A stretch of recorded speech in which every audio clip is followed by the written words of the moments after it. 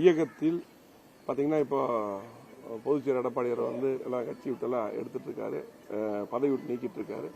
ஒரு இயக்கத்தில் கருத்து வேறுபாடு, இது காஸ்ட் ஆஃப் ஆக்ஷன் காரணமாக, அதாவது விரிசல் அந்த மாதிரி ஏற்பட்டால் அந்த தேதியிலிருந்து எந்த முடிவும் எடுக்க முடியாது. இது சட்டம். அதே போல குறிப்பாக யாரையும் நீக்குவதோ சேர்ப்பதோ செல்லாது, நியமிப்பதோ செல்லாது.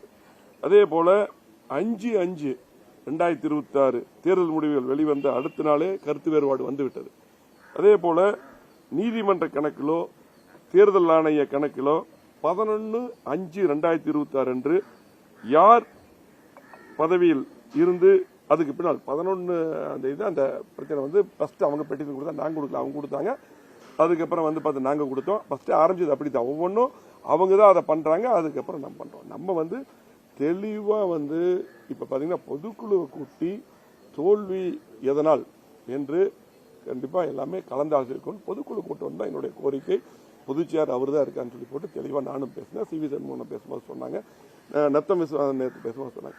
ஆகவே அதுக்கு ஆரோக்கியமான முடிவு எடுக்காமல் இந்த மாதிரி வேலையை பார்த்துருக்காங்க. அதனால பாத்தீங்கன்னா நீதிமன்ற கணக்கிலோ தேர்தல் ஆணைய கணக்கிலோ 11/5/2026 என்று யார் பதவியில் இருந்தார்களோ அவங்க அப்படியே இருப்பாங்க. அதுக்கப்புறம் யாரை நீக்கினாலும் சேர்த்தாலும் செல்லாது என்பதுதான் உண்மை. இதுதான் சட்டப்படி.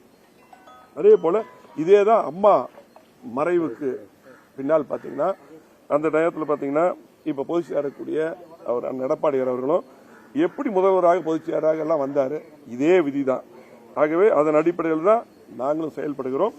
ஆகவே கழக பொதுச்செயலர் என்ற முறையில் இப்போது நீங்கள் எடுக்கும் எந்த நடவடிக்கையும் செல்லாது என்பதை நம்ம உங்களுக்கும் கழக நிர்வாகிகளுக்கும் பொதுமக்களுக்கும் தெரிவித்துக் கொள்கிறோம்.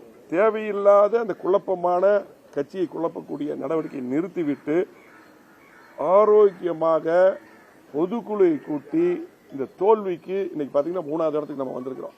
இந்த தோல்விக்கு என்ன காரணம் என்று கூடி முடிவெடுத்து கட்சி பலப்படுத்துவது, ஒற்றுமைப்படுத்துவது எங்களுடைய நோக்கம். இப்போ சொல்றோம் தெளிவா.